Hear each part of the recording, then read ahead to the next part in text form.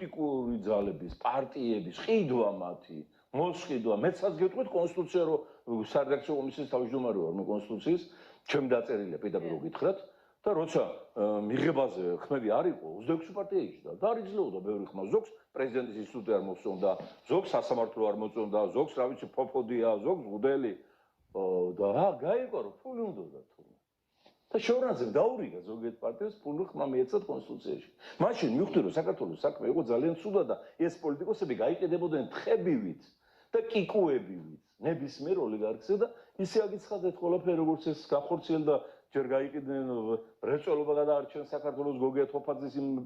მეპიოების პარტიაზე ხმებიც და პოლიტიკოსებიც მივიდნენ იქა და ჩაეწერენ აღარ მინდა დავასახელო მე გაიყიდნენ ახალი მემარჯვენეები წამოვიდნენ ახალი მილიონრები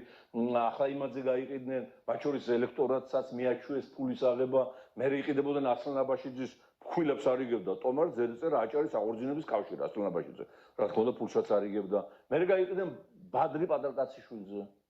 მთელი პოლიტიკური სპექტრი ხო გახსოვთ? მიუხედავად იმისა რომ ბადრი ღირსეული ქართველი იყო მაგრამ ოლიგარქი იყო გაიყიდნენ და შემდგომ კიდევ ვიღაცაზე ხოლმე გაყიდული იყვნენ და მიიყიდნენ ბიზნე ივანიშვილს და ივანიშვილმა დაუყარა დიქტატურა ეხლა მოსკოვი და ტირიან რატო და ამიტომ მეგობრებო